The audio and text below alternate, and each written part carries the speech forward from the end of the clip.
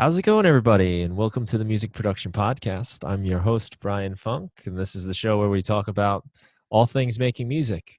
And today I'm excited to talk with my guest, Gardn Sound, who is a YouTuber, who is a musician, producer, a teacher. Lots of cool stuff coming out of his work. And I think if you haven't already checked it out, you definitely should. You're going to enjoy it quite a lot. Also, kind of humorous, too. There's a fun edge to your work. So it's really nice to have you here, man. Thanks for coming on. Hey, thanks for having me. So we got you in your studio right now, and I noticed you got your pet parrot here. This is Layla, you said? Lyla? That's Lyla. She's just hanging out. It's okay if she's on the podcast today, right? I love it. Yeah. Okay, cool. It's my turn to babysitter, so. This is the first bird on the show, which is cool. Right on. Hear that, Lyla? You're the first bird on the show. Yep. This will be a moment in history for sure. She seems pleased with that. Okay. She's pretty mellow, huh? Mm-hmm. She just kind of hangs out and chirps along with what I'm making. She's kind of my litmus for what sounds good. Mm-hmm. My parents have a parrot, a condor, I think it is a kind of parrot. Or I don't know too much about it, but maybe a conure. Conure, yeah. I think condors are humongous. Yeah, that's a much bigger bird. They're like the largest bird. That's not what they have.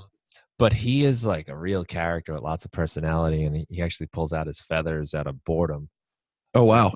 Yeah, that's kind of sad, honestly, I think. But he really responds to music. Like I would play my guitar next to him, and he'd like kind of like bob his head, and it'd be to the beat. Yep. He'd keep in time. So sometimes he'd get loud and want to contribute. But Lyla looks way more mellow. She's pretty chill. We're not really sure where. I don't want this to turn into a bird podcast because I could go on for hours about birds. It's like I'm obsessed with some specific things, and birds are one of those things. They live for a really long time, so Lyla is probably going to outlive me. Probably, I'd say probably it's like a 50% chance she'll do it, but she's going to live to be about 70. And there was this big craze in like the late 80s and early 90s. With people purchasing parrots, and they didn't realize how long they live. And so there's a ton of parrots out there that are rehomed, or their old owners died, or people didn't realize exactly how long they live, and so they get abandoned. And so you'd be surprised at how many bird rescues there are. She comes from an adoption facility up in Kennesaw, Georgia, called Papiago Rescue House. Shout out to those guys. But they're great. They've got all sorts of birds. And we just kind of went in there, and Lyla was feeling my vibe, and so we adopted her. There you go. Yeah, that's cool. Studio bird.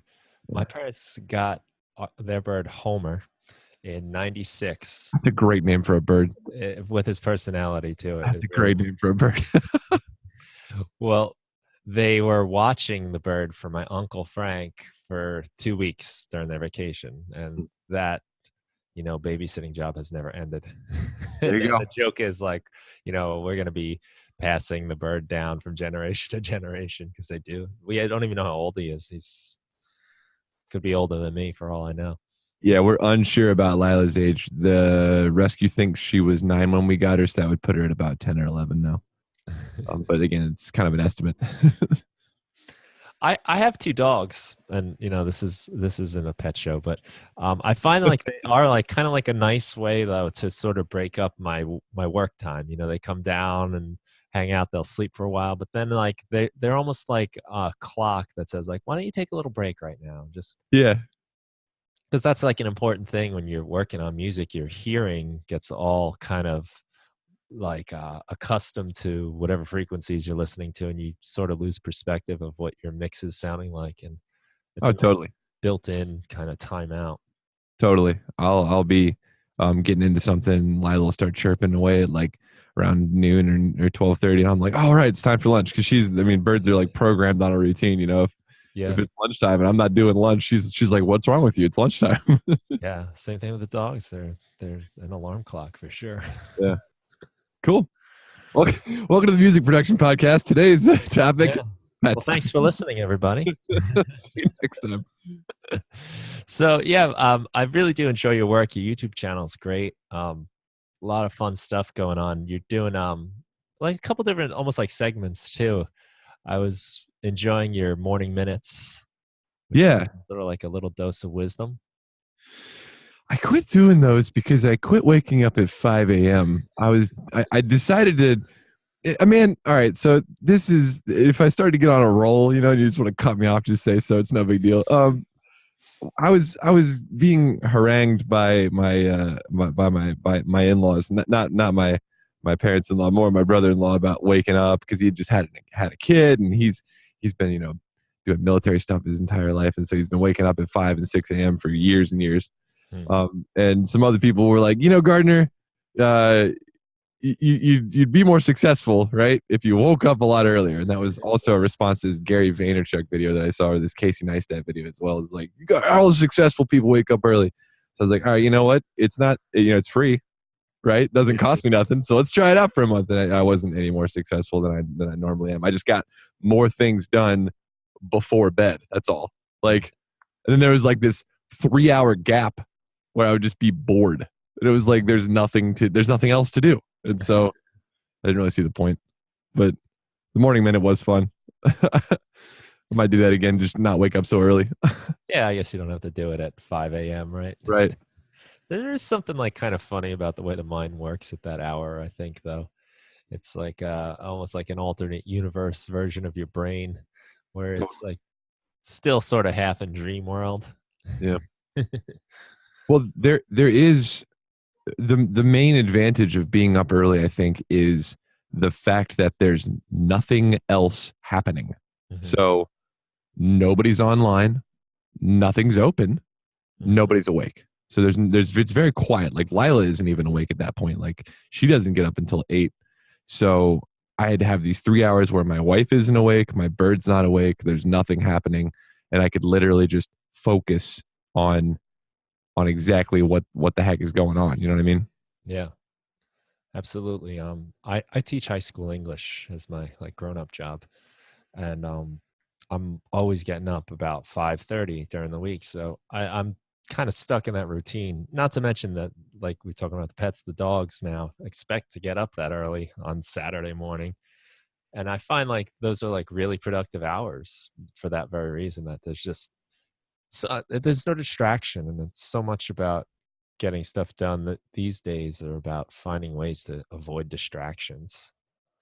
So how long have you been doing the channel for now? I've been doing the YouTube channel since well, I mean, I've had the channel since 2009, but I only uploaded like one or two really silly videos between then and when I got serious about it. I just kind of had it as a reservation, right? So in case I ever wanted to get into YouTube, I could. And then I just kind of left it dormant until about 2016. In August, I started uploading once a day for an entire year. I uploaded this program called Gardn Sound 365, which was where I wrote a new song every day for an entire year. Hmm. And I did it. I didn't miss a day. And I'm not going to do it again. I've had people ask me to do it again. And I'm like, no, I'm not doing that again. I think I worked out the AdSense revenue, and of course it'll be more now because I have more subscribers and stuff. But I worked out what the revenue was per hour, and I think it came out to be around like $1.12, which is like the minimum wage in Afghanistan. Like I looked up like minimum wages around the world and figured out which one was closest. Right. So no, I'm not doing that again. Yeah. Sometimes it's a little depressing when you break things down like that. I know, right? But it was a fun project. It got me fast at video editing, got me fast at making music, and of course a year's worth of practice every day. My production, went up in quality and that sort of thing. But yeah, it was fun. And then I after that uploaded like once or twice a week for a year, and then there's been several iterations of the show and several segments that have come and gone, and yeah, so I'd say I've been uploading for 3 years now, almost, maybe 2.5. Seriously. Yeah. Yeah.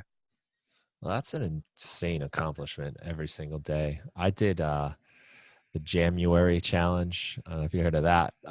It's basically every day in January you make a little jam, and it doesn't have to be a full song, a complete song, or just an idea really, or just kind of fooling around on an instrument. And even that, just to do that every single day is a lot of work and takes a lot of discipline. And I had Yeah. the same feeling as you.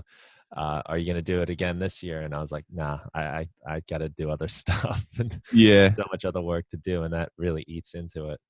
I think being 27 was the perfect age for that, Uh-huh. because I wasn't I wasn't having a kid yet. I didn't have Lyla yet. I got her right as the second season started, and so yeah, it was a lot less responsibility on my plate. Yeah. I had a job that was kind of allowing me to do it, so there was a nice kind of desk stay at home job I was working, and so I could do that and then switch off like around lunchtime and do the YouTube stuff and post the video by around 5 or 6 and that sort of thing. Hmm. How much time would you spend a day doing the track, doing the videos? On a typical day, between 3 and 4 hours. On an extended day where I was doing, like, for instance, the series I did on Dead Mouse, I did 3 videos on Dead Mouse where I recomposed, or excuse me, where I remade Strobe, Brazil, second edit, and some chords. And those all each took me probably about 12 hours each. So I would do those in one day. So I'd sit down, turn the camera on, make the song, turn the camera off, recompile all the audio and everything, make it sound good, edit the video, and post it. And that would take between 10 and 12 hours. So I'd get up a little bit earlier those days. Wow. So those were big but I mean, the payoff was you can see it in the production quality. So like those episodes, like you can kind of tell, like some episodes are just kind of thrown together on 365. The quality's all over the place, and some of the episodes are like super high quality. Mm-hmm. So it was really difficult to maintain consistent quality every single day. But it did pay off because I think YouTube sort of likes that speed of upload. Like they want you to upload something every day and it doesn't really care. So it's like every day is a different shot at making a viral video, if that makes sense. Yeah. Eventually it did pay off. I had this one video that was a remake of Rich Brian, who used to go by Rich Chiga for people who haven't heard his update. He has a song called Glow Like That. And so I redid his song, and that one was my first video that like had pretty major success. But that was part of my 365 series. So it was, again, just every day was a different chance to sort of have a video take off. Mm-hmm. And by the end of it, so I started with 0 subscribers. By the end of 365, I had about 1,500. And then right at the very tail end of that project is when I uploaded that Rich Brian song. And within the next few months, I had 10K. Wow. So I sort of planed off for a little bit. I took kind of an extended break, and I've gotten back into it over the past few months. So I think, what was the video that you saw? I saw the washed out one. Was that part of Washed Out. 65? No, it wasn't. So that was about a year after I quit doing daily uploads. That was when I was getting back into it again. So you caught me on that video. Was the like season 3 or 4, I think. I keep track of my videos by seasons and playlists. It's just my seasons aren't really like, oh, it's 10 episodes. No, it's like however many episodes there is until I make a major change in the format. Right. So I think that was season 3. I have to go look it up. I think I'm in season 5 right now, and season 5 has been going on for a while, and I really enjoy it. I like that way of thinking where you are breaking it up like that, where it's like kind of like a workflow, I guess. Yeah, Style. it's like seasons of life, Yeah. Like just sorry, I obsessively drink seltzer. No problem. But yeah, to like have it kind of this is a thing I'm doing for a while, and then you can kind of stop it and say it's time to change something. Yeah, and it happens when I say it happens, so there's no like set schedule on it. My subscribers it kind of pisses them off a little bit sometimes, but I mean, I think the majority of them are on board with the concept. Yeah, no choice, right? Not really. Free content. What do you want? Yeah, but it's a cool way to just sort of like, I guess, like close the chapter and then start it up again. Right. I like that. I might borrow that for some application in my life. As a school teacher, it comes up, every school year you're done and then you start again. And it is really helpful that you're not just continually doing everything over and over and over again. Right. It's a chance to stop, reflect, start new. Mm-hmm. It's a good it's a good way for me to look at my music too, because I sort of go off of the YouTube production quality, but at the same time, since they're intrinsically linked, my music production quality goes up by season as well. Hmm. So like if you go pull a track from 365 like in the first 100, it's going to sound like crap compared to like what I wrote yesterday. And you can see the increase in quality by season, which is kind of cool. So there's usually like a major event that'll happen. Like I think between seasons 1 and 2, I had a really interesting opportunity to go hang out with some other music production gurus and just kind of hang around some people who were doing it better. You know what I'm saying? It's like the weightlifting effect. Like if you lift weights with somebody who's bigger than you get bigger quicker. Yeah. So like, you know, if you go hang out with some music production heavyweights for longer than you typically would, your music production quality goes up just because of the fact that you're like getting to witness what people who are doing it right sound like. You know what I'm saying? Yeah. You watch them do So it and just exactly. So between those seasons, you'll see like there'll be a vlog series or something where I'm like, you know, out in Denver hanging out with Mr. Bill or AU5 or something, and then I come back, my music production quality goes up. I change the season around because it's like, okay, well, things were one way, now they're a different way. Now I'm thinking about things differently, so I like to kind of group my thoughts that way. yeah. You can actually, I had this old school thought process of putting a high pass filter on all of my songs because I wanted them to sound retro. And so all the songs in season 1 have this like roll off around like 18K, and I could tell like just due to the fact that it sounds like muffled drum wasn't some from. Hmm. This is like a certain thing you kept doing and you realize, Yeah, and I yeah. was like, wait a minute, I want crispiness in my drums. Okay, season 2. All right. Hey, smart, right? Yeah, New chapter. yeah, something else. Yeah, I think somewhere, someone that knows what they're talking about anyway, some successful person said their key to success was to always be the dumbest person in the room and just learn from people, make sure you surround yourself with people that are able to teach you things. And Totally. I think it's smart practice for sure. Yeah. That's why I'm doing the podcast. Shoot. It must be nice to even though you're obviously trying to build the channel and everything, it must also be nice to be able to document your progress just for your own personal sake. Because like you've pointed out, I'm noticing these changes and these differences. Maybe even to bring it back to the lifting weights analogy, it's nice to see, I used to bench press 100 pounds and now I'm doing 200 pounds or whatever. To see that progress, you don't always see it daily as you keep showing up, but when you have something to look back on, Yeah, it's true. reference point. That's true. There are some things that are better documented, like again, 365 was every day, and then after that it kind of became a little bit less consistent that I would release music. So I would release videos, and you could definitely see jumps in video quality, but at the end of 365 I released this EP, and then I didn't release any Gardn Sound music after that. Literally, it's been since 2017 since I've put out an official Gardn Sound album or EP or whatever. And since I've actually since pulled that off Spotify and that sort of thing. So the jump there is going to be seriously drastic between 2 years ago when I was really into retro wave and now that I've like refinished my entire room and put a lot of sunk a lot of capital into making my studio an actual running functioning studio. I don't work at a restaurant anymore. Like things have changed in my life, so the music side hasn't been as well documented since 365. Right. I think part of that was because I was so burned out, and also part of it was like, well, I think I might be putting too much of what I'm doing out there. So it's, you know what I'm saying, like the whole idea of if I'm putting too much of my music out, people will become naturally less interested in that. You know what I'm saying? Yeah. If it's too available, it's not interesting anymore. Right. So It's not like a valuable, precious new thing. right, it was more of a quantity rather than a quality approach.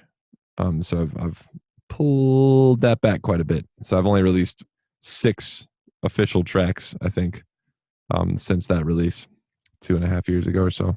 Mm-hmm.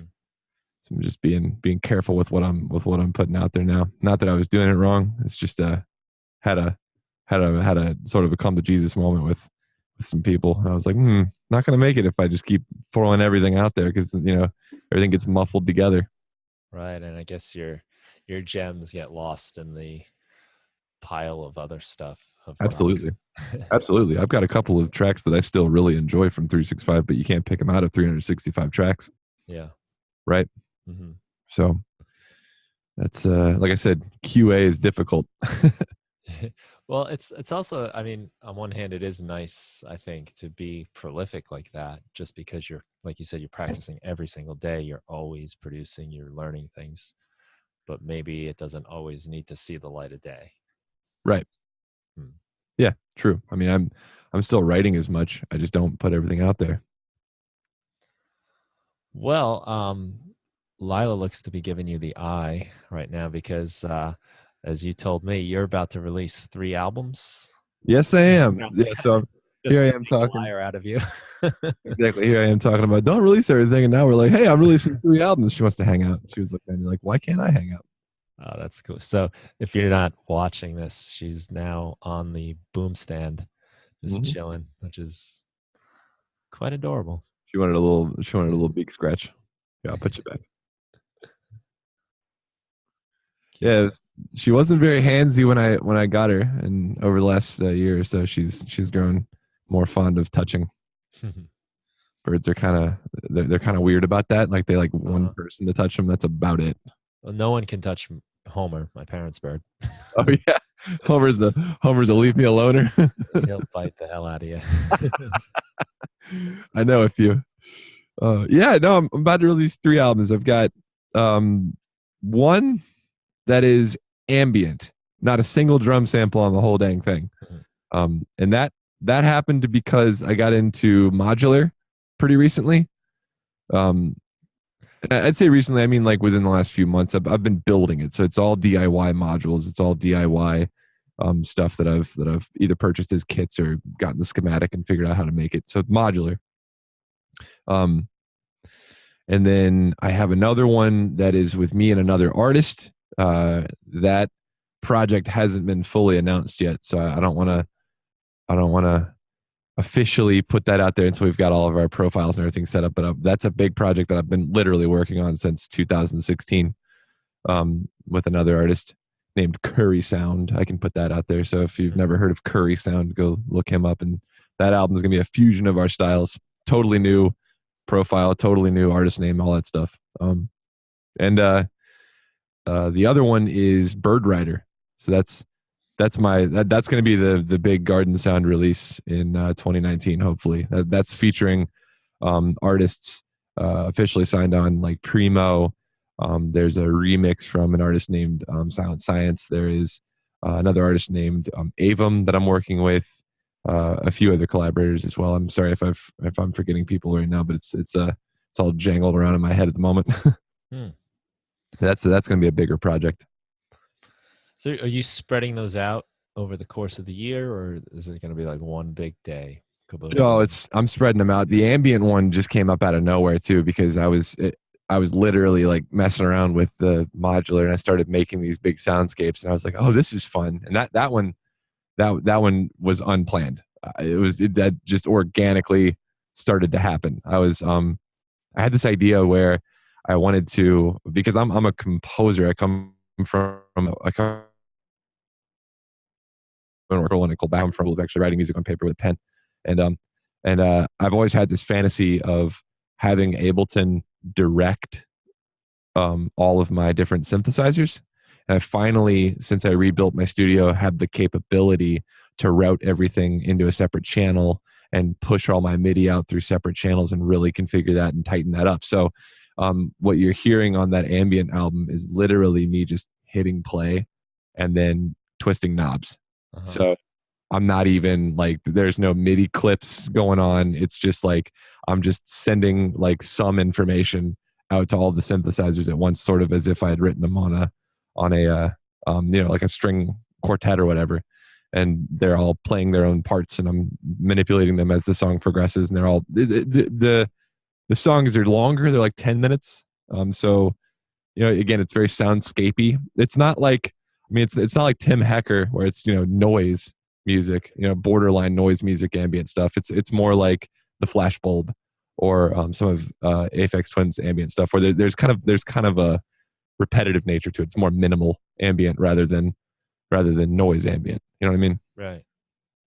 And that kind of just found you, almost like you said, unplanned, and that's the product of like experimentation and Yeah, just, yeah. It was a total accident. I used to write, like I said, I used to write a lot of music for orchestra and quartet and that sort of thing, and that market is totally dried up now. But um, I used to do that, and my pieces would be very uh, evolving, minimal, like Philip Glass or John Adams, or one of those kind of minimal composers. Although Philip would probably cringe if he was here hearing me call him a minimalist, but um, that sort of thing.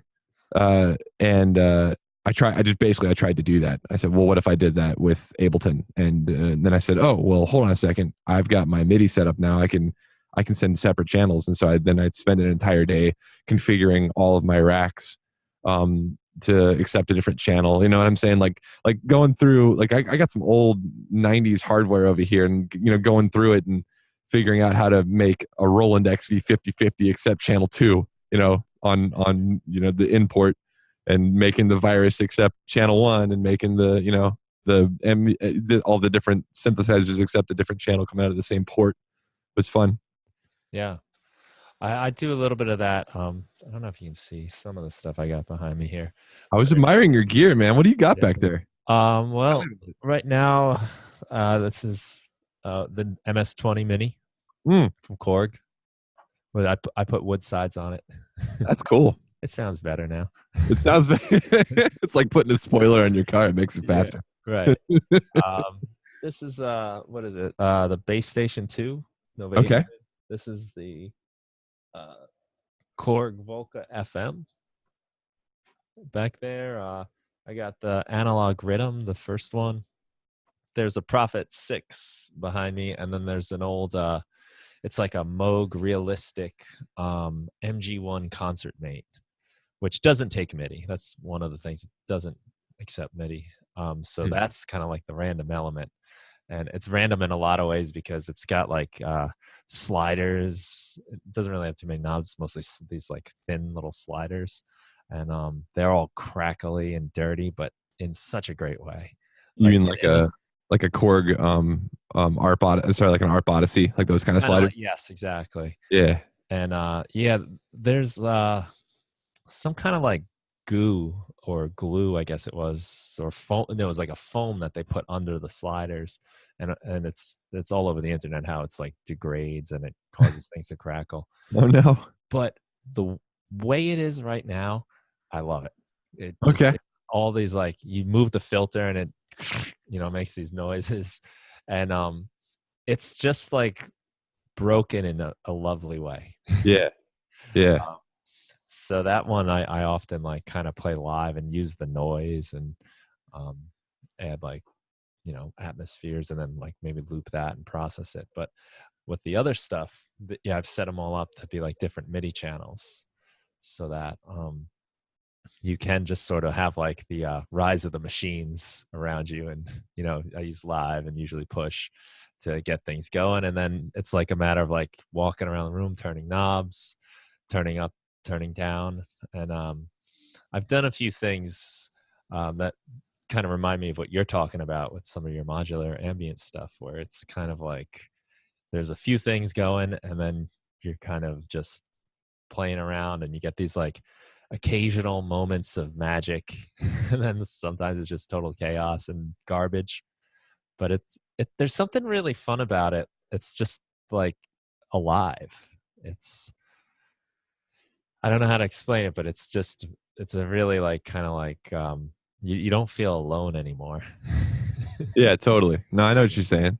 I haven't gotten into the modular world, mostly because like I know I'll be in the poorhouse if I do that. Oh man, put your wallet in a bank vault before you go Yeah. on Reverb and look up modular gear. Just don't do it. Yeah. I know. And like sometimes like I got the Behringer Model D. Oh, I love that thing. I've got one. I love it too, man. And but that also like could very well be like the first piece I put in like a Euro rack.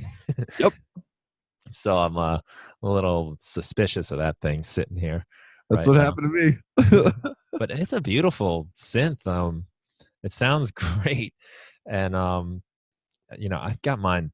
There was some deal too, and I think like Sweetwater Musician's Friend or whoever honored a coupon for it, and it was like 250. I couldn't resist. Nice. Um, but yeah, I love that thing, and I've been running like the little pocket operator through the filter, Mm, um, the drum one just to like distort them, and yeah. a lot of cool stuff you can do with it. It's really You can take the this is my favorite hack on it. You can take the uh mix out from the mixer section and go into the external and then use that as a fold over distortion. Have you tried that? yeah. That was one of the first things I did. Yeah. I've like read like that's like what they used to do. Yeah. Feedback. Yeah, and yeah, that's fun too. It's a great noise machine for that, like just kind of like blasting things through it. Mm-hmm. But Totally. um, yeah, so like I'm afraid of that thing a little bit though because you know where it can take you. Yeah, that's totally how it went with me. I got that thing. And then I realized that I need like a distortion effect externally. So I was like, okay, well, what do I do? Which one do I want? So I ended up buying this module called Fold, which is it's a CV controllable fold over. So you can control where the offset is via CV, right? So just Okay. voltage, um, which allows you to kind of sweep it. And so I bought that, and then I realized that, oh well, crap, I need a power supply. So then I bought a power supply, and then I was like, well, check it out, I can hook the Model D into the power supply, and then I did that, and then next thing you know, I've got like 5 more modules, and my wife is like, how many synthesizers do you need? And I'm like, oops, my bad. Yeah. That's a sometimes a funny question to have to justify. Right. I mean, I know some people that have 20 guitars, so I love it Yeah. when those guys are like, how many synths do you need? I'm like, fucking, how many guitars do you need? Right. Right. Yeah, I've got a couple guitars too. Yeah, yeah. But the synths are almost I I don't know. I'm gonna put my foot in my mouth here, but um I there's so much variety, you know. I mean the same could be said about guitars too. Totally. But yeah, the music hobby and profession is very dangerous. Very easy to get caught up in things. I'm really trying, and this is mostly because I have to, financially, but really like trying to like milk out like everything I can out of the stuff I have lately, and make little rules for myself, like I can't get anything new until I make sure I make some music with the last thing I got. Yeah. So Important because you can just collect stuff and never make any music, and it's also like a learning curve too, where now you're not making music, so you got to learn something new. totally. Or get your piece of gear out and get the manual out and see if there's a mode you haven't tried yet or something, you know? That's what happened with the virus. I thought I was at the end of the like production chain for what I can do with that thing, and then I discovered that it's got an input, and that thing is one of the most beautiful effects engines I've ever used. Really? Like, yeah, I don't. I'd rather use the reverb on that than I would in a Ableton. So I have it set up. It's basically just going to pipe whatever's coming out of the sound card into the virus and back in to the card. Just Nice. just because, yeah. And that was totally just because I was like, well, I don't have any money for gear, and so I better read this manual and figure out if there's a mode. Oh, check this out. It's got an input. That's where that came from. Mm. Oh, that's a cool idea, just to use it that way.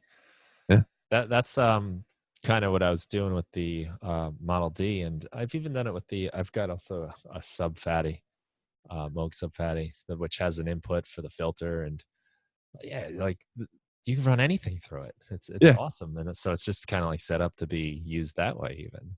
that's one thing I'd say that the Moog stuff actually has over the Model D is the filter on the Moog stuff sounds a lot better.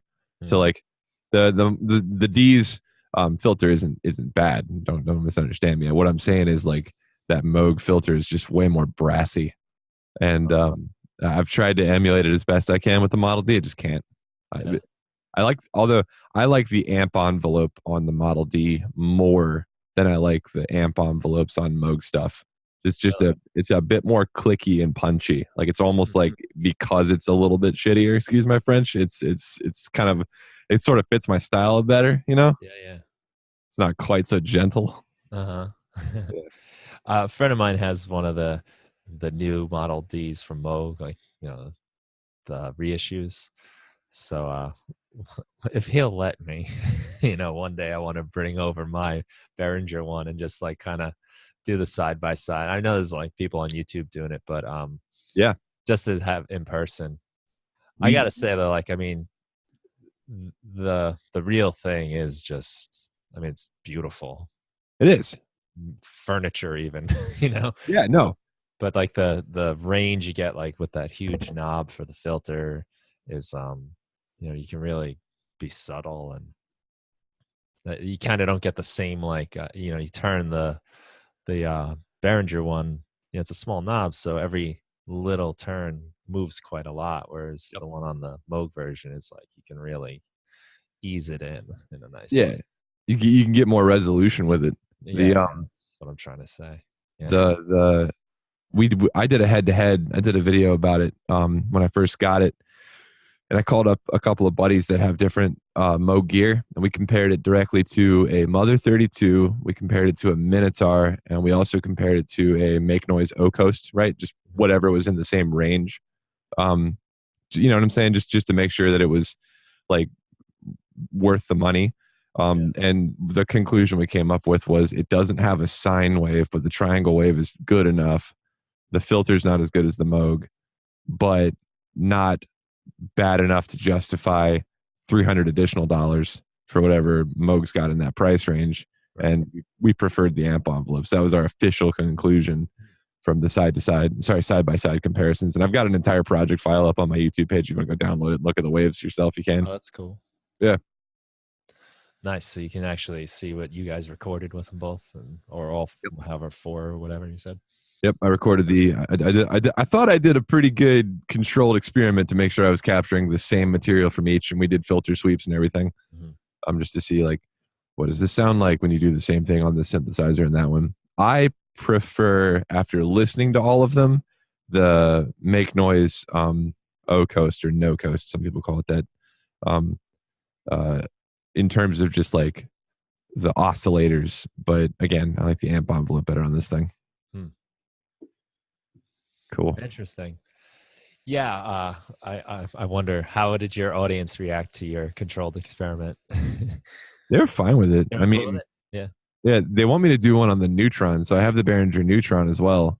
I haven't released a video on it yet. It's more or less competing with the Mother 32, right? It's duophonic, two oscillators, with that big breakout section for plug in, plug out stuff.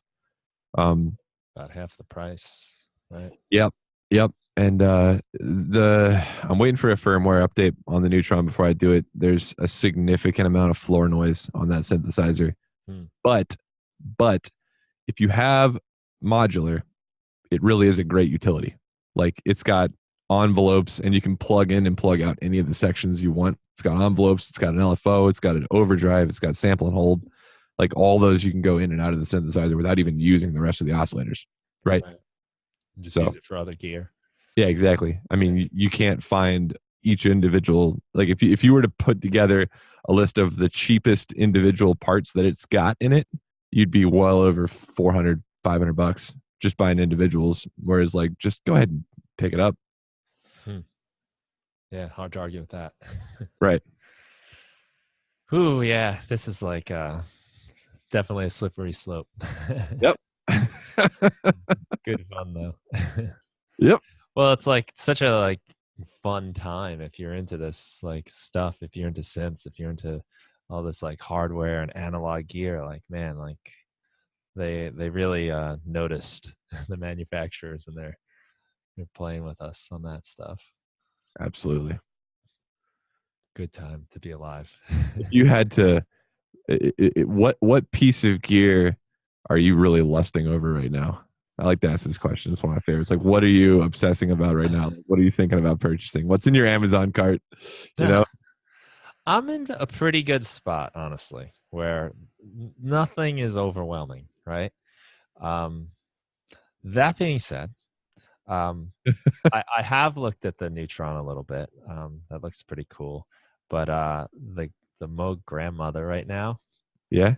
I did get a chance to fool around one of those at a little synth expo in Brooklyn, and I played with a lot of the new synths that came out, like the Novation Peak. I was interested in the Korg Prologue. They were all cool, but like the Moog grandmother was like it was actually a very similar experience I got when I used the one I have behind me, the old realistic Moog. It was like a Radio Shack Moog, Hmm. where I put on the headphones and all of a sudden I was just in a world Yeah. gone for like, Yeah. and then, you know, 30 seconds later, I took the headphones off and a half an hour had gone by, you know? Right. So that is a really tempting piece of gear, but it's like just expensive enough where I can't really do it. And it's probably a good thing that it's like just enough out of reach, Right. you know? But in all honesty, though, really, I'm at a lucky spot right now that I'm not really like jonesing after anything too hard. Gotcha. But yeah, if you said like, okay, you're free, that'd probably be what I'd go for. Yeah. Here's your budget. Go for it. You know? Yeah, yeah, Yeah. I can dig it. yeah. How about you? Let me turn the tables on you. Uh oh. Man. All right. So I am. It's actually a furniture thing, believe it or not. So, Hmm. um, you said you built the side panels on your MS-20. Nope. I purchased those from drawing a blank here. Just some dude off the internet. Maybe Oh, I'll find that and put that in the show notes. oh yeah. No, I'd like to take a look at that too. Maybe he's got some side panels for He you know. does, yeah. Like the push. There's one for the push. There's one No. for the rhythm. I think I got from him too. I did that same thing with the rhythm. Oh, cool. Absolutely. So I have a. It's not a theory. It's just when my aesthetics are correct in my room, I write better. Mhm. And it's really not because I wouldn't write better if I forced myself. If I didn't have the aesthetic set up correctly, to inspire me. But it's easier to get into it if I like walk into my studio every day and I'm like, oh yeah, I want to be here. Yeah, So I built pretty much this whole place, and this desk. I really want to make it so that there's another rack. So just widen this rack space in front of me. That's what I'm currently like lusting after. And for me, it's really not a matter of budget. It's a matter of time. I know that would take me at least a day. yeah. The finish on your desk is really beautiful. Thank you. Nice looking. It is a piece of Burdick Balch plywood from Lowe's in Fayetteville, Georgia. I'll show you something I did recently, because I was kind of feeling that way about my desk here. Let's see. I built this little kind of rack thing. Mm-hmm. See that I've got like the monitor on and right. You see, there's you. And but I built like a kind of like a platform that's also like a rack space thing. Just out of I had old plywood in the garage, stained it and finished it with like a varnish, and so now I got like a little patch bay that's got my effects going into it.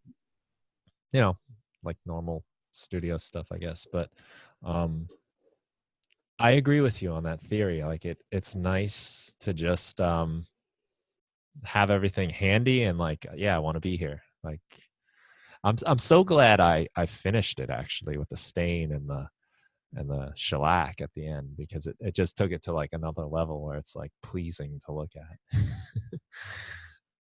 Yeah, totally. it I agree with you. I think like the feeling of your space, like, because I mean, like you said before, you were doing like 12-hour sessions, for your 365, and you're doing like day after day. Like you want to be there. You want to Yeah. enjoy the spot you're in. Oh yeah. I mean, certain office spaces, if you're working at a corporation, they spend like a lot of money making that office space desirable, Yeah. right? So the employees want to be there, and it's like, why shouldn't you do the same thing for whatever space you're inhabiting? Um, so yeah, no, that's my one thing I want, is just widen this rack up a teeny bit. That's all. Mhm. Yeah. Nice. That's cool. So you build a lot of that stuff. I mean, for people again not watching, like it looks really nice in your space. You got like some nice sound absorption panels and Thank you. um Yeah. I built the whole nice little thing to humidor. spec. I made a whole video about how I did it. Like, it took me a month. But Is it a it, garage or is it like a room in the house or something? oh, it's in my basement. Yeah. So Okay, cool. yeah, this was unfinished when I bought the house, and I finished it in, put the walls up, put the ceiling up, whole 9 yards. The it's finished to spec, and the speakers and everything have been tuned and adjusted by an acoustician, and yeah, panels put up where they should be, and I'm pretty proud of it. It took me, like I said, it took me about a month of actual getting my hands dirty every day, but uh, in terms of building the equipment roster, that took about 2 years to get all the equipment ready. And then when I had that ready to go, I was like, okay, we're gonna pause YouTube for a month. Yeah, a month is a good time, honestly. That Yeah, we would take me till the end of time.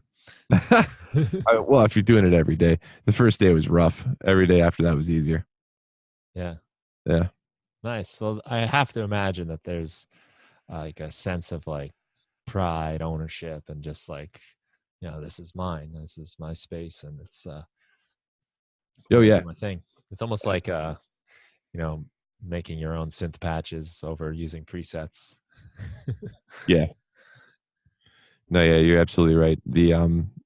The sense I get when I come in here is different than it used to be. Like, I used to have to unplug all my gear all the time and plug it back in because I didn't have enough space on my desk. And now it's like, I thought about that when I built this room, so I have patch bays for everything, all the ins and outs. I don't have to go behind any crap. Um, all the stuff I need is either here or here. I don't have to move my chair, and Yeah. so I really took a lot of. There was a lot of thought that went into. Sorry about my mic stand. A lot of thought that went into how to make this work for me more efficiently. Because it's like, time is super valuable, and I don't want to sit around unplugging stuff all day. Yeah.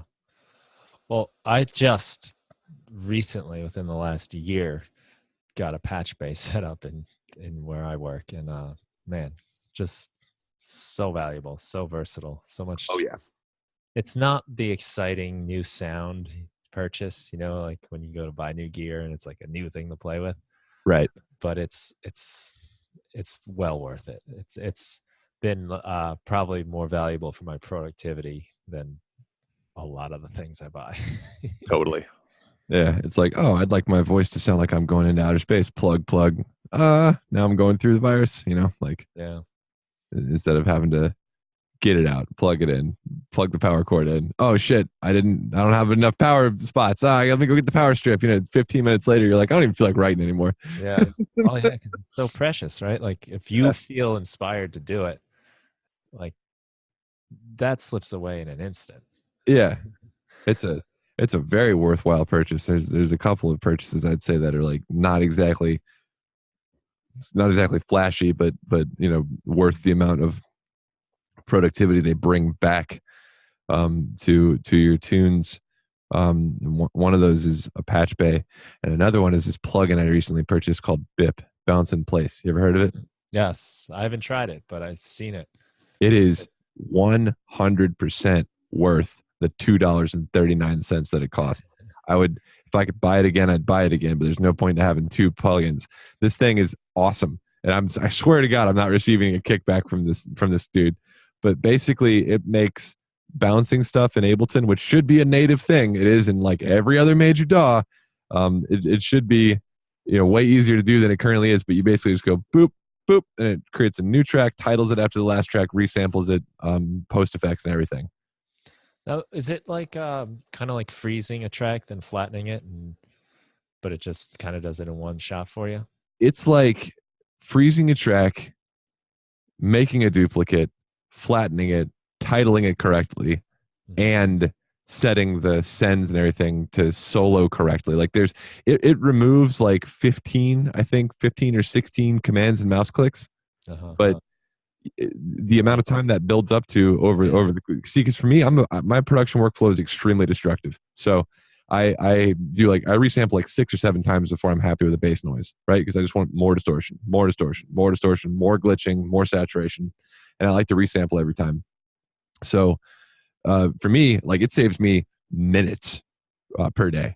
You know, for Right. someone who does like one bounce in a session, it's probably not going to save you that much, but it would still be worth the $2.50 to get that Yeah. couple seconds of your life back. Sure. You can't Yeah, buy that.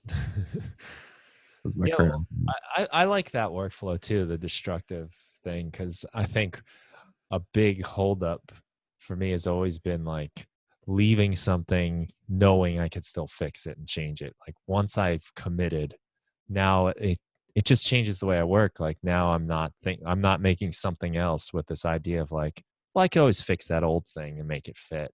It's now my decisions are centered around what I already have that I'm sort of stuck with. Right. And I'm gonna check that out because I remember when that came out a little while back, and I just never tried it. But Yeah. looks super cool. Like I mean, to save that much time. Also, I think just to encourage me to do more destructive editing and just Yeah. screw it. Let's commit. Let's just move forward. Well, if you think about visual art, so I get really inspired by visual artists. There's one of my favorites from Columbia, South Carolina, named Lucas Sams. He's got this approach where, or at least I might be misquoting him. Sorry, Lucas, but the way he kind of looks at art, at least the way I see it, is once he gets enough paint on his canvas, it's not the same as it was an hour ago, and then his approach changes. So it's like you can see the layers of his approach changing in the painting. It's really wild to look at some of his art.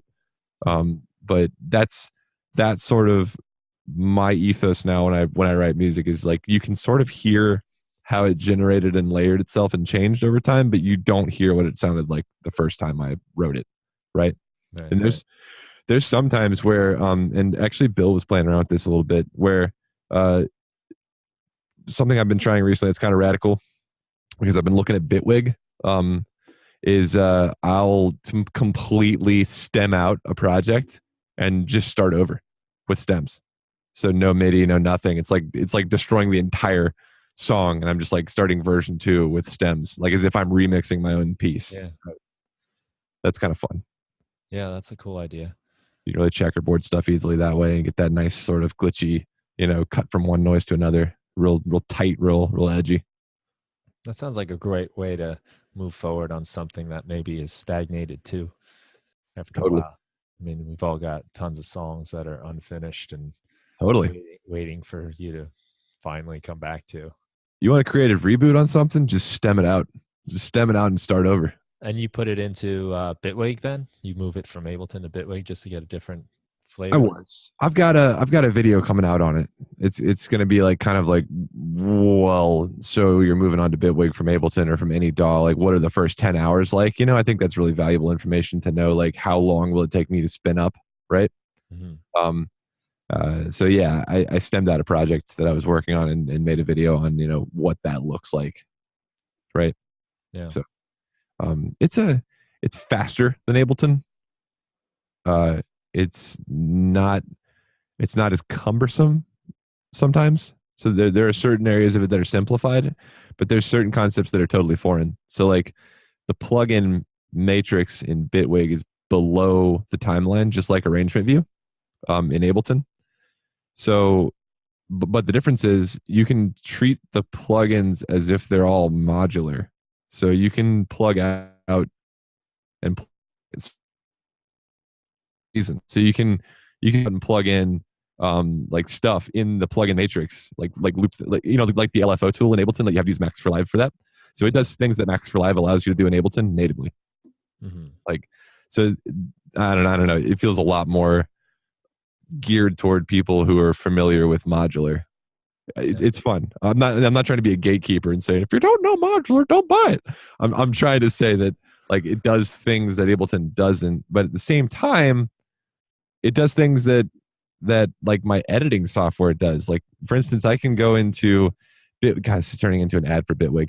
I I can go into Bitwig's preferences and change any of the commands to whatever I want. Mhm. Whatever I want. Like as if I'm playing a video game. Like that's I can do that in Fortnite. You know, why can't I do that in freaking Ableton? Like why can't I change for instance duplicate, which is Control D or Command D? Why can't I change that to Shift D? Yeah.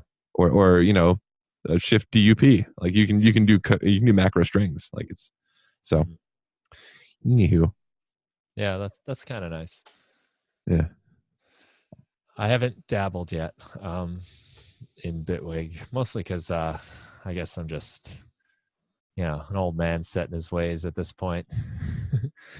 But I used to, I used Pro Tools for a little while. I used Digital Performer even, and I was pretty happy with Logic. You use Digital Performer? I did, yeah. You don't hear very much about that one. Did you have a Motu interface or how'd you get into that? Yeah, I had an ultralight. Yeah. Yeah, which I loved until now my computer doesn't have the right, connector. But Oh. it kind of like the display crapped out on me too. But that thing served me well for about close to 10 years probably. But yeah, I did like Digital Performer a lot. There was like some cool features, some cool plugins. But I kind of settled with Logic for a while, and then I was rewiring Ableton into Logic, and then I was just doing everything in Ableton and kind of wondering why I'm still opening Logic. Right. But I think you work differently in different programs too. You try different things, you do different approaches. So I could see the process of like you said, taking stems and dropping them somewhere else could be a lot of fun. I never really thought to do that in a different software, just for the Yeah. hell of it. Inspiration. Yeah, it's fun to change up. I don't know. I find when I make a big change with a program, sometimes I'll start doing things differently because it works differently. Mm-hmm. And that can be a good or a bad thing. Haven't really decided if I'm going to switch over to Bitwig permanently or not. I don't find that there's enough difference between the two for me to warrant a change in style. Yeah. They're pretty similar. Next season, give it a shot. Right. Yeah, we'll give it a shot. I don't know. Let me get that video up first and see what people think. It's kind of a frontier thing too. Like there's not a whole bunch of people on Bitwig right now, and I don't know if it's going to be a massive shift or not. Right. So there's also that end of it where it's like, well, there's way more users on Ableton. So why would I spend my time making tutorials for Bitwig when people aren't switching or the user base is smaller and that sort of thing. Yeah. So yeah, I guess that's a consideration too when you're running a channel and right. you do lessons as well, right? Yes. We'll plug that maybe a little bit. Yeah, if you'd like to take a lesson with me and Lyla, she sits in on lessons. She consults. We do that for sure. Hit me up via email or something, whatever you'd prefer. Yeah, cool. What was the name of that artist? I want Lucas, just so we can put it in the show notes for people. Oh, Lucas Sams. Yeah, he's super dope. Okay, cool. I'll put that in there for people. It sounds interesting. I want to check that out myself. Yeah, it's real post mod. Like I got a couple of his paintings hanging up around the house. Oh, cool. Yeah. Nice. So you got some albums coming out. You said some new videos are in the works here. Anything else you want to talk about? Share with the people or tell them to look out for? Like, not that 3 albums isn't enough. Yeah, right. Like I don't know. There's a trend right now where the videos I'm doing are working. I'm not really looking to change things up too drastically at the moment, Like I'm just gonna put out some music and I've got a kid on the way. That's kind of exciting. Yeah, congratulations. I saw the video you put out. Yeah, I've got a little baby on the way. So that's pretty exciting. I'm probably not gonna put them on video though. I have some interesting views on that and why that is or is not acceptable. Um, Not gonna get the kids started on as a YouTube star from day one. um, um, Maybe. uh, so all right, you know Casey Neistat? No, I don't. No. Okay. He's a pretty popular YouTuber. I'd say if you've never seen any of his videos, you should at least watch one just so you're familiar with him. He's kind of a heavyweight. But he puts his daughter in his videos a lot, and I'm not trying to signal virtue and say don't do that. I'm better than you. But what I am saying is it's not possible for his daughter to consent to being filmed and put on the internet. It's just not possible Right, because right. she's a child. So for me, there's an interesting legal gray area there, where it's like as the guardian of this little person, I can kind of decide for them whether or not they're on the internet. But if I go back and think about it, this is probably one of the first generations where their entire lives are probably going to be documented. You know what I'm saying? Yeah. Um, and and I'm gonna get dark here for a second, but that's there's something sort of terrifying about that, to having your entire life documented. Like there are no photos of me on the internet before I was 16. You know, I'm sure somebody could find one. I'm not saying go find it. I'm just saying like that I know of, right? Yeah, we'll put them in So the show notes. yeah, yeah. So I'm just saying, like, I don't think I would have consented to being on the internet before then, or maybe I would have. It's hard to say because like it wasn't as ubiquitous. Like I grew up in South Carolina in the middle of the woods, and I had dial up for the first time when I was like, after I got my learner's permit to drive. So I was, you know what I'm saying? So like Yeah. for me, the concept of having access to the internet from the cradle is insane. So Mhm. at the same time, I'm like, all right, well, if I start to document this kid's life, what if they grow up to be 18, realize they don't want to be on the internet anymore, and then turn around and sue me? I'm not saying that's what they would do, but I'm saying it could happen. Yeah. So for legal reasons and also just like ethical reasons, I'm not going to put my kid on the internet. Like until they're old enough to go, all right. And then whenever that age is, we'll have that discussion, right? But it's just not, I don't know. There's something exploitive about it. Like, of course, I want to watch Casey Neistat's kid being a cute little girl on the internet. I mean, she's adorable. She's running around and throwing food and shit, and that's fucking hilarious. Excuse my language. I love that. I love watching them interact. But at the same time, I'm like, am I watching this because the kid's there or because I want to watch Casey? Right. So, at what point does it become exploitive? Yeah. Right. It's an interesting point because I can remember when you could first like actually upload pictures onto the internet, and it was like, don't put a picture of yourself on the internet. What are you, crazy? You know, If like you it lost was your like, mind, people are gonna track you down. Don't do that. yeah, exactly. Like, I mean, so many things we do now every day, like buy something on Amazon. That was like a huge deal the first time I bought anything online. I'm gonna put this credit card. Should I do it? I don't know. Like it was, Okay. What was the first thing you ever bought online? Because I have that same memory, like a distinct memory of the first thing I purchased and it came in the mail. And I was like, holy shit, I bought this with my mouse. You know what I mean? yeah. Yeah. I remember exactly what it was. It was some it was on eBay. It was just ADAT machines. You remember ADAT machines, like the Of course I remember ADAT machines. VCR? Yeah. So my buddy and I, we decided, we wanted to like try to do some more serious recording from our 4-track tapes. Wow. And we both bought an ADAT machine. So we had two, so we could do 16 channels. And Ooh. we bought some like a Lesis mixer, a compressor, and a reverb. Did you have a Love clock the to reverb. sync the two? Or did you just like set one as parent, one as child? Yeah, master slave was the terminology. Yep, yep, yep.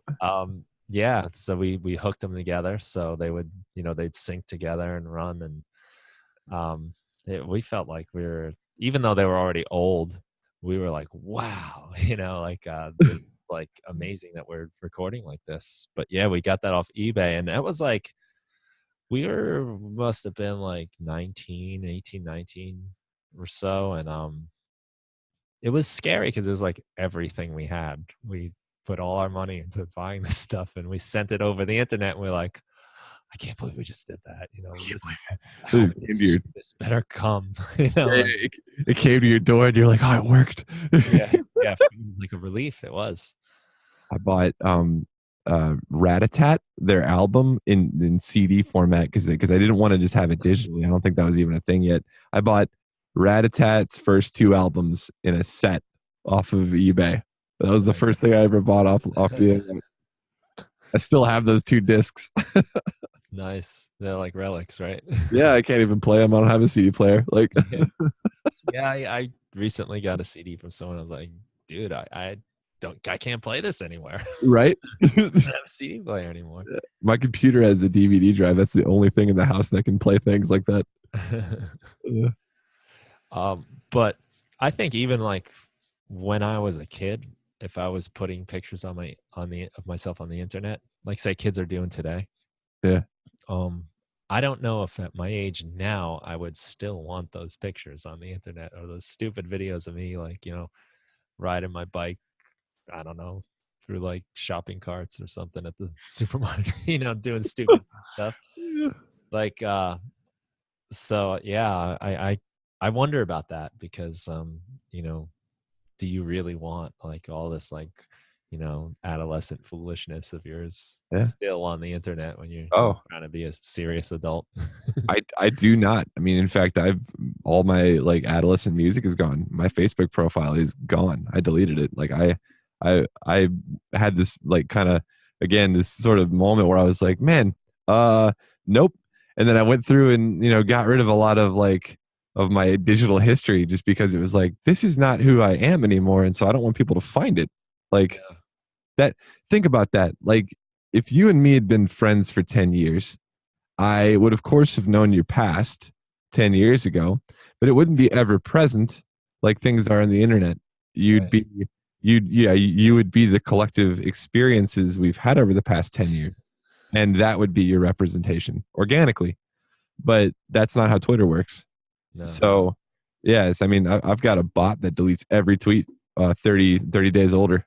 Oh Like yeah. Gonzo. Yeah, gone. I absolutely have nothing on Twitter older than 30 days ever. And like Facebook is gone. Like I'm thinking about deleting my Instagram. Like I've Hmm. gotten real paranoid about this shit. I don't know why. Like I think it's just like, the recent sort of cultural shifts going on. I've got nothing to hide. Of course it sounds like I do, but it's just a paranoia. Like I don't want people to see 20-year-old Gardner. That's I'm not 20 anymore. I'm 30. Like Well, imagine meeting somebody, right? And instead of meeting you today, they just get some random search engine generated episode from your life, and that's like oh, that. that's Oh, that's who horrifying. this guy is. That's horrifying. I don't Yeah, want that. right. Yeah.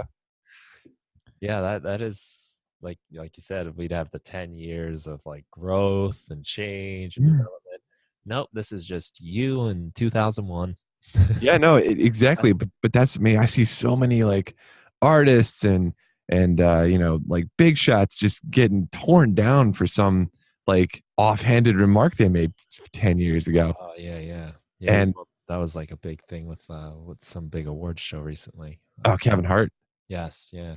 Yeah, he's hilarious. And again, And he's it's his entitled. job to be silly and hilarious and say offensive things. And Oh yeah, he's a comedian. yeah, He's a it's freaking his comedian. Like, job.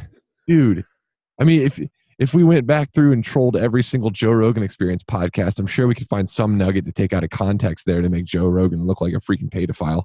But like, but you know what I'm saying? But Yeah, he's not, and he's a comedian, and so it's all context. And it just seems like our culture has just thrown context out the window. mhm, So fine, if that's the way it's going to be, then I'm going to get rid of the context. Like, yeah. if we're not if we're not paying attention to the context anyway, why have it? So Yeah, it's kind of scary because especially as like the public agreement of what's acceptable is changing all the time. It evolves. I yeah, mean, there's, you know, every once in a while you like, you know, if you watch like a movie from the 80s, they say something like, oh shit, you can't say that anymore. Oh It was no. like harmless at the time, but now it's like, that's not cool anymore. So there is something to be. You bring up a good point, and I'd like to go this direction if it's all right with you. But Yeah.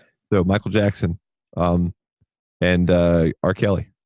So just to name two prominent music figures that have kind of like had their reputations tarnished. I would justify rightfully so. So I'm not defending R. Kelly or Michael Jackson. Whatever happened with Michael Jackson or didn't happen with Michael Jackson, whatever side of that argument you're on, you can't you can't say that his reputation hasn't been tarnished significantly, Sure. right? Yeah. R. Kelly, it's Yeah. more R. Kelly, it's more black and white. Like Right. it's on video. Like Yeah. And my he wife did was the shit. watching that show that just came out. I saw like the last episode, and it was just Yeah, he's got that documentary. What is it called? yeah. It's way more black and white with R. Kelly. If people are still Yeah. defending R. Kelly, you need to take a look in the mirror. Yeah. But with Michael, there's still people that are like, oh, they did it for the money. I'm more so now that I've seen. I will say on record that I used to be a Michael Jackson defender, but now that I've seen the documentary, I'm like, okay, there's got to be some truth here, right? Like, why would these people put themselves through this obviously painful experience again if there wasn't some truth in there? Or there's two options, right? They're telling the truth, or they're so delusional and good at acting that I can't tell the difference. Okay, that's where I'm at with that. Where it's like, why would they? Like, they are either the best actors in the world, or it really happened. And then so I'm more so leaning toward, yeah, that happened. Anyway, but there's another person who brings up the point of, well, then do we listen to their music still, right? Because Michael Jackson is the king of pop. It's undisputed. His songs are dope. So do we now not listen to Michael anymore? So what he says, and I can't remember who this is. I wish I could. What he does, because this person was using the same justification for R. Kelly. He's like, I still listen to R. Kelly. And he says, but what I do is every time I listen to R. Kelly song, I take 10 cents, right? Or however much the little amount of royalty he decided was, and he puts it toward like an anti domestic abuse campaign. So he says, okay, I'll offset that karma by every time I listen to Michael Jackson, putting money toward a charity that is, about advocacy for child sexual abuse or something like that. Right. So I really liked that concept of offsetting the karma, because it's like, do I really want to quit listening to Smooth Criminal? It's one of my favorite songs of all time.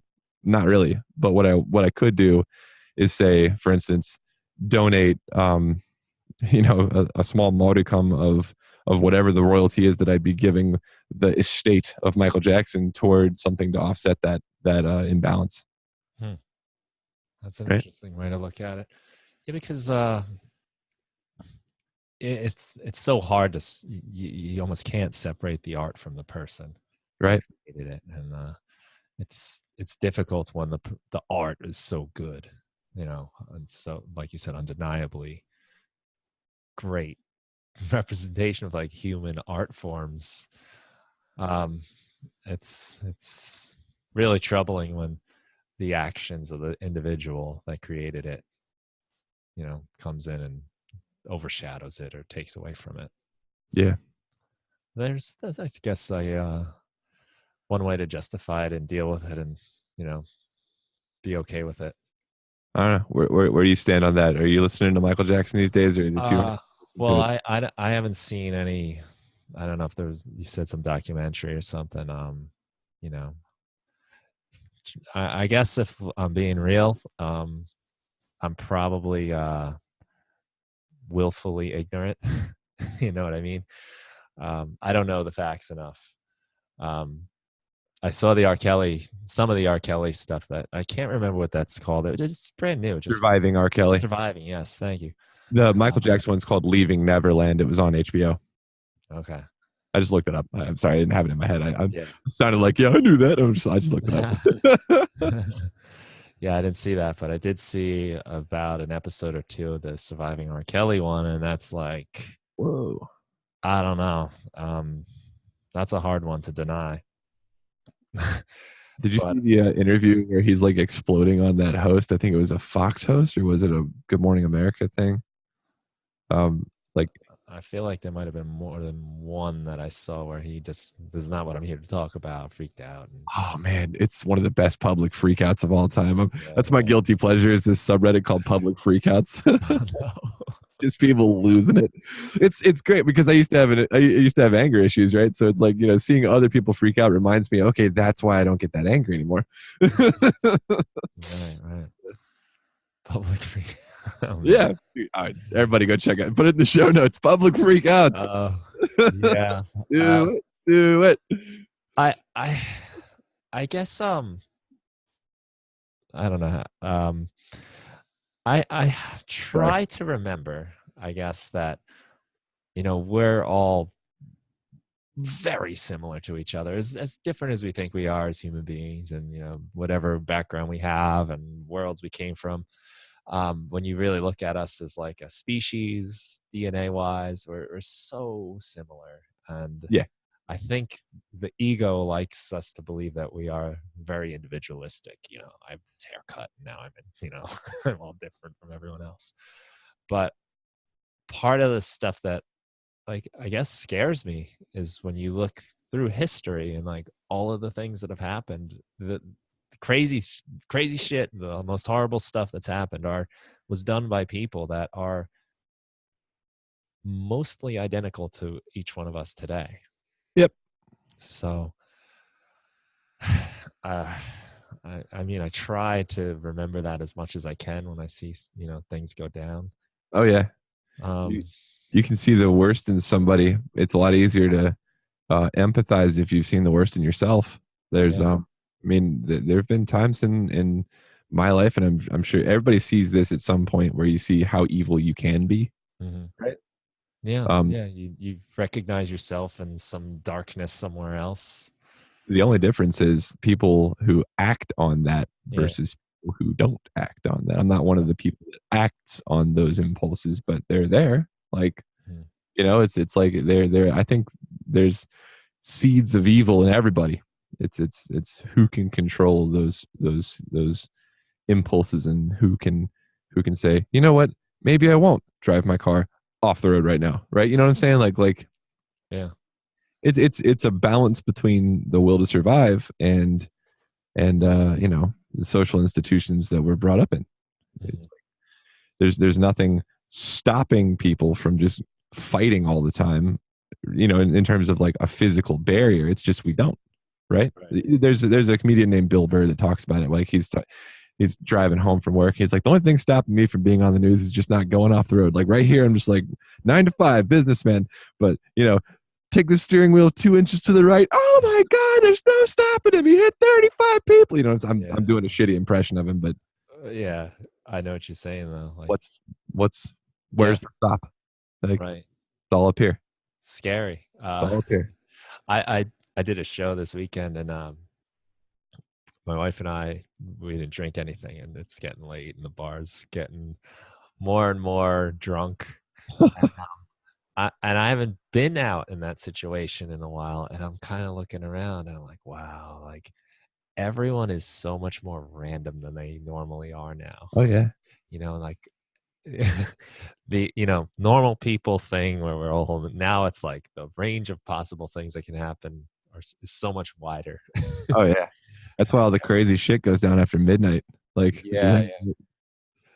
And yeah, you're right. Like it's like, wow, just like the difference. That's a funny joke, I guess, but it's very true. yeah. Part of why it's funny that That's why I stay in the green room. Like like I'm not about to get in a bar fight, Like no, no, no, no.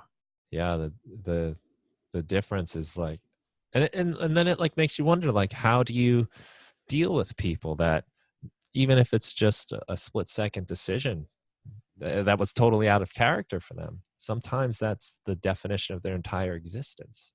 Yeah. How do we deal with that? Is that okay? Like, would I want to be judged from my worst particular moment in my life and say that that's the kind of person Brian Funk is because of this one moment of the worst he ever did in his life? Yeah. It's scary. It's Yeah. Totally. Ugh. I know what you mean. That's totally like a It cancels everything else out. it does. Like I don't, there's a news show that I like to watch, and the host's sort of perspective on being drunk versus not being drunk. So like let's say that um drunk Gardner goes out and gets in a bar brawl and like really injures somebody, right? So do I get to say, oh, that was drunk Gardner, or do I get to say that's how Gardner is? Well, the fact of the matter is, drunk Gardner only became because Gardner drank, right? Right. So the choice to drink in excess led to some pretty shitty outcomes in that particular scenario. But I would argue that I'm nonetheless more responsible for that particular outcome. So like you know what I'm saying? Like Because you did sort that, of now you're smarter and wiser. And right, okay. right. That's never occurred, right? There's no news articles about there about drunk Gardner getting in a bar fight. But if there were, I would have to accept that responsibility as a terrible series of decisions that led to a very unfortunate outcome. Like, right? You know, because that's what the law does, and the law is a more or less civil and social institution that kind of came from years and years and years of meticulously changing two or three words per sentence, right? Mhm. So if the law says that Gardner, whether or not he's drunk, is responsible for the fight that he started and the injuries that he you know incurred upon this other individual, then yeah, I'd have to say, oops, I'm sorry. You know, like I'm sorry that happened. I did that. Like, why did I do that? You know, Mm. that's why I don't drink in excess. There you go. Yeah, it's a good reason not to, for sure. Yep. Don't do that. Yeah, not putting yourself in that situation. Or yeah, or you know, bar fights or drive a car. Like, what if drunk Gardner drove a car and killed somebody? Like, I'd absolutely be responsible for that, whether or not I'm drunk. Like, that's that, you know, like, ugh, ooh, yikes, Oh yeah, darkness. We got into a dark area here. yeah.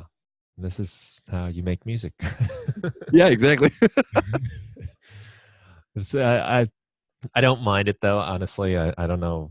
Somehow this connects, I'm sure, to make music, but um, just the exploration is interesting. Of yeah, I think like even if nothing else, these are like interesting song topics. You know, things to Oh, write about, absolutely. deal with. It's one of the like kind of fun things I do like to do with music is sort of become a character, Hmm. go down and explore these things and what ifs and feelings and you know it's caused me problems sometimes in my life because people like might want to like apply the lyric of a song to actual life, but a lot of times it's a kind of like fantasy world. I'll um push that button. What's your favorite song you've ever written that way? well, I don't know. Let me ask you that a better way. What's your favorite song today that you've written that way? I'm trying to think of an example right now. I'm not really coming up with anything.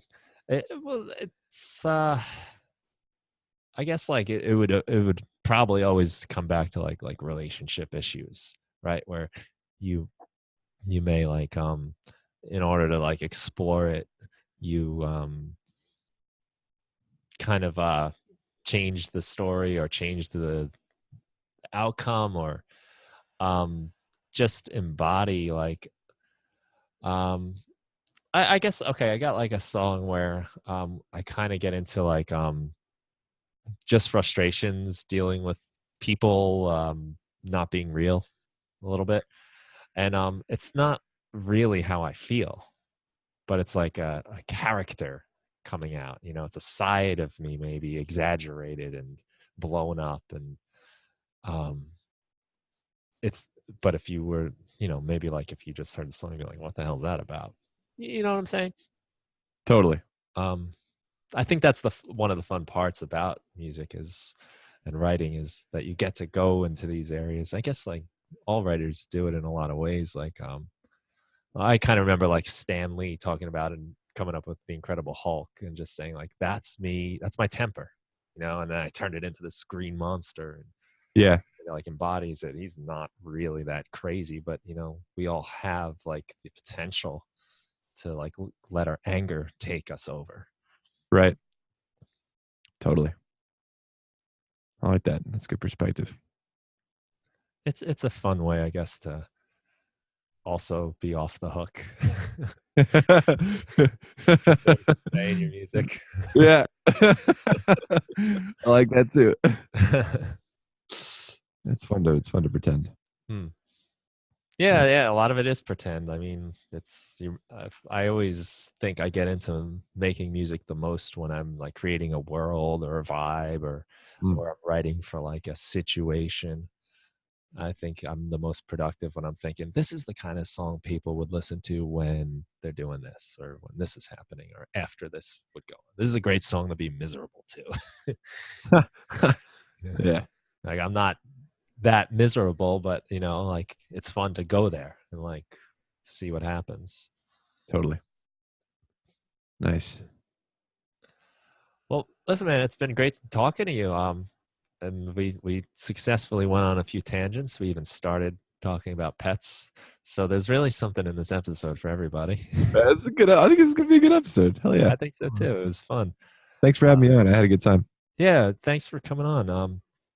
Yeah, like I've really been digging your stuff. I think the connection, just so um, I think the way I found your video it washed out, I think it was through Ben Burns, through his page. Ah, Ben He Burns is the might have man. shouted out you. Yeah, and he's a funny like connector for me too, because when I first started the podcast, I talked to Charlie McCarran, who did a podcast called Composer Quest, which I really liked, and he's since stopped doing it.